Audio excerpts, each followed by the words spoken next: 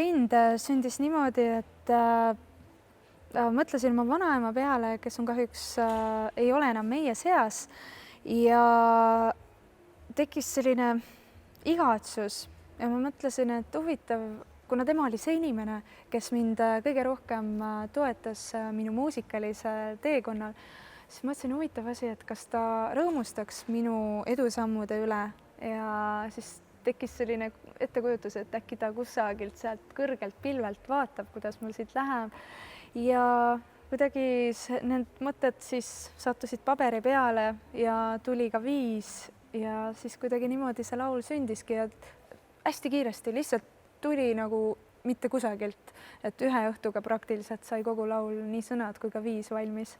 Mind rohkem inspireerib muusika ja sinna peale juba tulevad sõnad, aga vahetevahel on ka vastupidi, et tuleb mingisugune idee, ma näiteks jalutan kusagil, näen ilusat vaatepilti või tunnetan mingisugust erilist emotsiooni, siis ma panen kiiresti telefoni kirja ja siis pärast tulen koju, vaatan seda kirja pandud teksti üle, üritan need emotsioonid veel kord läbi elada ja siis panen juba riimuma, panen teksti paika ja siis sinna juba kuidagi iseenesest tuleb selline sellest inspireeruv siis muusika. Aga mulle rohkem meeldib vastupidi, et muusika peale tekst. Ma isegi ei tea, et see pole klassika ja see pole ka pop, et see on midagi seal vahepealset, kuigi näiteks mul olid kammerkontserdid koos Raif Taaliga ja seal ma esitasin ühte inglise helilooja tsüklit ja väga ilusad, samas lihtsad, meloodilised laulud ja mõtlesin, et ohoh,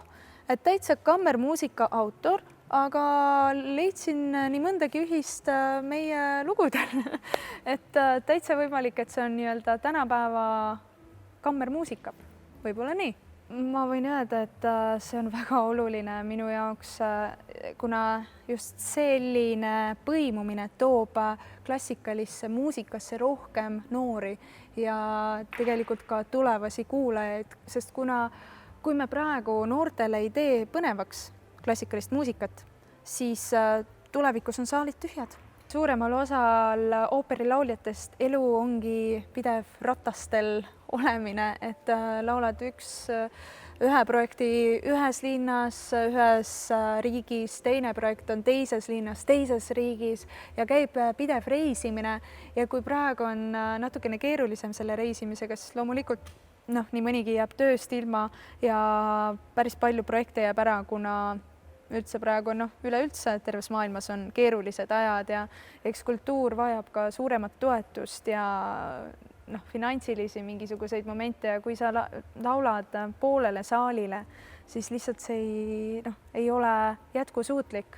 Et loodan, et see selline keeruline olukord jätab meid varsti me suudame selle seljatada ja siis kõik maailm on jälle tagasi muusikas. Kirjeldage oma päeva, et kuidas see on, millal kui palju te harjutate, kui palju kirjutate muusikat? No kõik päevad on mul hästi erinevad. Et mõni päev ongi näiteks selline, kus terve päev on täis koosolekuid, uute projektide arutamisi, uute koostööde arutamisi ja just sellised saan oma tiimiga kokku, mõtlen, kuhu liikuda, mis teha, millised plaanid paika panna, kas aastaks, 2, 3, mingisugused tulevikuplaanid, siis mõni teine päev on jälle selline, kus ma leian aega näiteks pool päeva istuda kodus, kirjutada muusikat, otsida inspiratsiooni ja siis näiteks õhtul on esinemine või siis kuskil stuudios salvestamine või siis lähen oma õpetaja juurde harjutama. Et kõik päevad on väga erinevad ja ma üritan balansis hoida kõiki neid momente. Kus te harjutate? Kas vahel duši all ka hommikul? Mõnikord ikka satun seal ka laulma. Seal on eriti hea kõlavus, siis saab neid fiorituure ja mõne ooperi aaria käike harjutada. Aga kuidas metsas oli, kui te matkasaates osalesite, kuidas metsas oli laul? Uskumatu.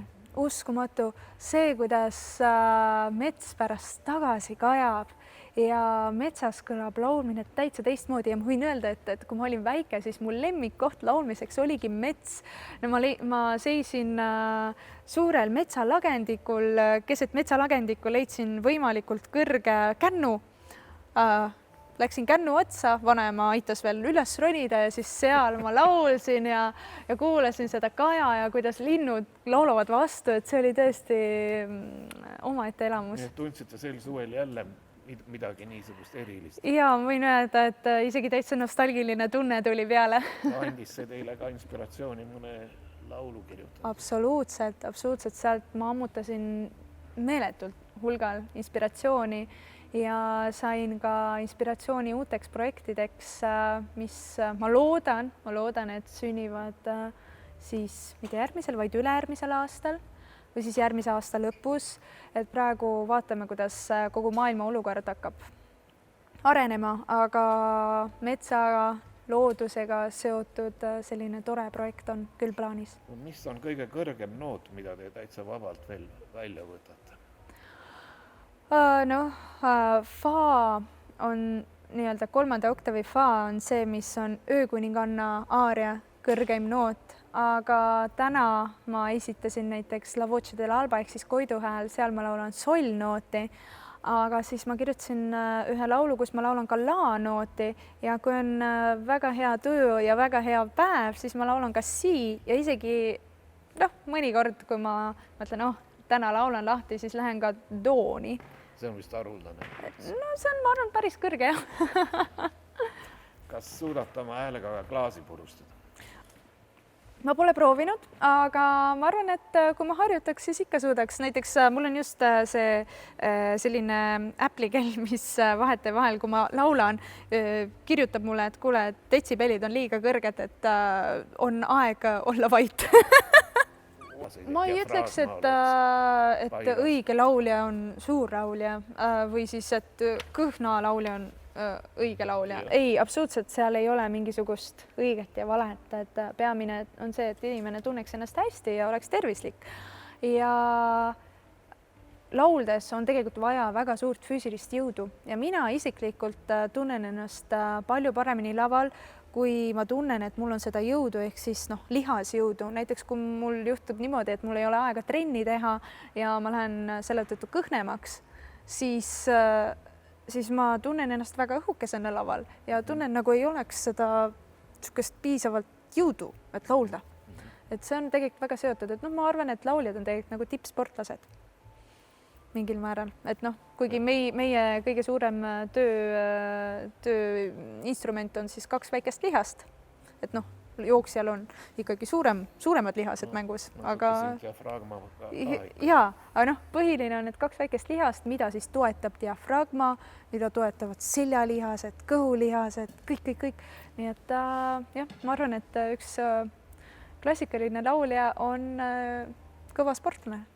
Ma võin öelda, et mul mõlemad keeled olid kodus, nii eesti kui ka vene keel ja kui ma olin täitsa väike laps, siis kuidagi kord mul tuli paremini vene keel välja, kord tuli eesti keel paremini välja, kord jälle vene keel, eesti keel ja siis, kui ma olin umbes 5-aastane, siis mul läksid ilusasti balanssi mõlemad keeled, et valdasin neid ühel tasemel.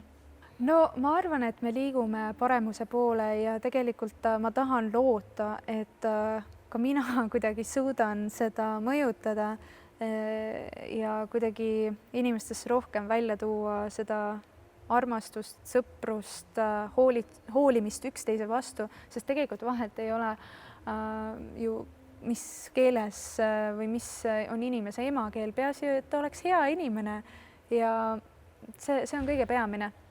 Aga mulle tundub, et meie ühiskond liigub selles õiges suunas ja üksteisest hoolimise suunas. Mina olen võiduks alati valmis. Mulle meeldib võita, mina olen sellise nii-öelda võitlushingega inimene, aga ma olin tegelikult ma ju sain aru, kuhu ma lähen ja mis lauluga ma lähen. Et ikkagi see väljus Eurovisiooni formaadist ja ma tean, et tihtilugu inimestele ei pruugi nii-öelda see klassikaline muusika väga sobida. Et meeldib rohkem näiteks popmuusika et inimesed on ju kõik erinevad, maitsed on erinevad ja ma sain aru, et kui ma satun esikümnesse, siis on juba väga hästi.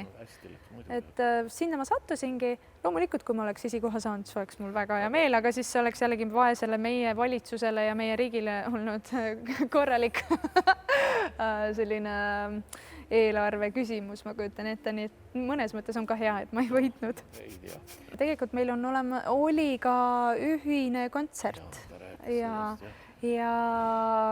kuidas läks? Väga hästi. Üks kontsert oli vist või mitu? Meil oli vist mitu kontserti Poolas, kui ma ei eksi. Oli see Poola?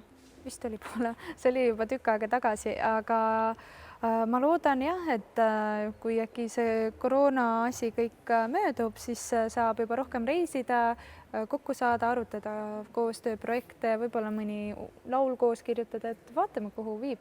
Mina soovin kõigile väga palju tugevat tervist, armastust ja kandke maske. Embapõrnalt tiibadega vaikselt tulevihinad. Üksi kõrgel lennata sellel oma kallis armas lind, kas kuuled mind, kas sul taevas üksik pole, sa kuulata ja naerata, sest mu südames sa oled. Kõnnin mööda metsarada, lauldes sulle üksinda. Vihmapiisad langevad, lauldes minuga. Langad nüüd sa minu kõrval, minu hinge lähedal.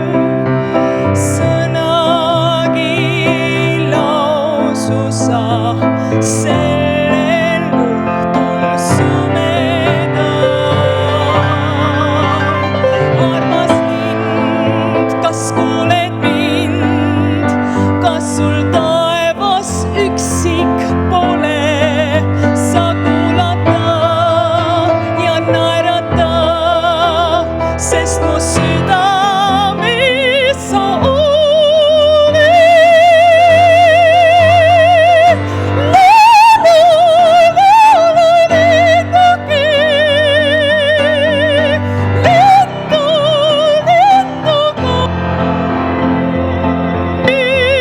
Tiivolõigid viivad mind kõrgele pilvele. Lähedale toovad mind sinu